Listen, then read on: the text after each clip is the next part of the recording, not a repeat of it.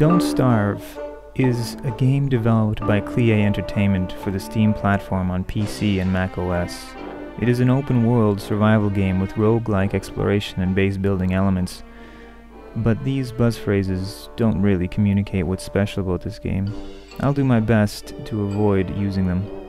And while I don't intend to give an exhaustive review of the game dissecting its merits, flaws, and the context of the current gaming zeitgeist, I can share my own impressions, and hopefully that will speak to you in one way or another.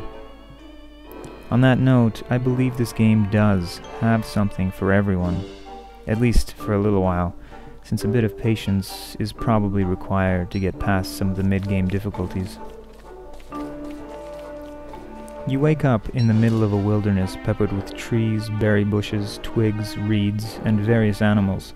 A slender man appears in a puff of smoke and comments on your unfortunate appearance. Then he suggests you find something to sustain yourself, something to eat.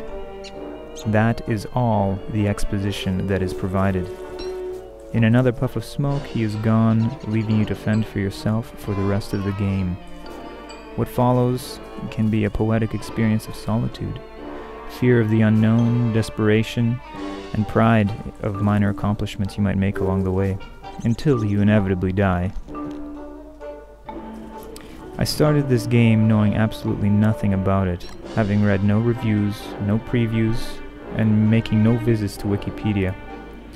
While this approach would not suit everyone, nor is it even necessary to fully enjoy the game, I took particular delight in every tiny discovery, every minute scrap of understanding gained from the trials and error approach, repeatedly failing, dying, starting over and over and over, each time with a slightly different tactic.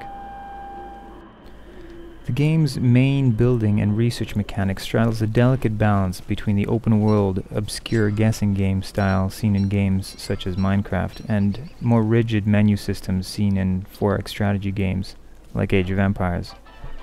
The research path is not hidden from the player as it is in Minecraft, but it does not seem to be so sequential as it is in strategy games like Age of Empires, in which all research paths are defined and the path to victory is clear. I remember if in a game of Age of Empires I failed to prioritize the correct building and research path, I lose the game and subsequently feel inept. On the other hand, in Don't Starve, I felt no such sense of failure, only a sense of, oh, that's how it works. Let me try that again. The path to victory in Don't Starve is certainly not clear, and I'd say that serves to its advantage.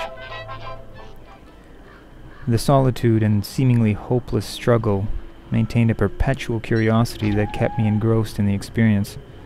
Somehow I felt the game had a purpose. I felt the urge to find that purpose. And this was a refreshing urge, since in most games today I find myself simply rushing to accomplish the goals spelled out for me at the start. I've rarely had such profound experiences of solitude in a game.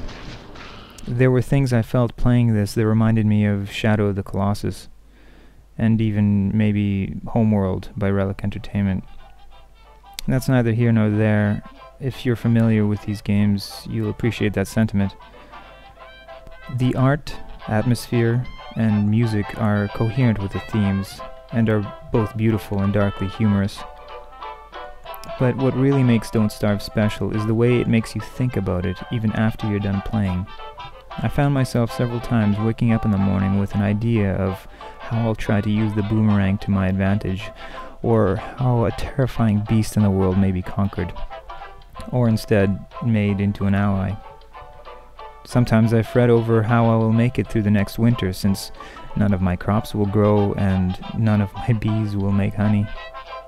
Usually my half-baked schemes lead nowhere, but occasionally they do. Or rather, they lead to a more reasonable solution, and that process was enough to keep me in simultaneous states of despair and enthrallment for hours upon hours. There's one more thing worth mentioning. I started playing this game when it was in beta. While I usually abhor the trend of full-priced beta releases, I found this particular experience to enhance my relationship with the game. I watched as my still-in-progress games were changed before my eyes, as animations were added and updated, or entire systems were introduced, such as weather and new research mechanics. Likewise, sometimes entire systems were removed. I died in new ways, and things that I exploited before no longer worked at all. This made the game all the more intimate. I felt like I was playing with the developers. This was, without a doubt, one of the most inspiring experiences I had with a roguelike game in recent memory.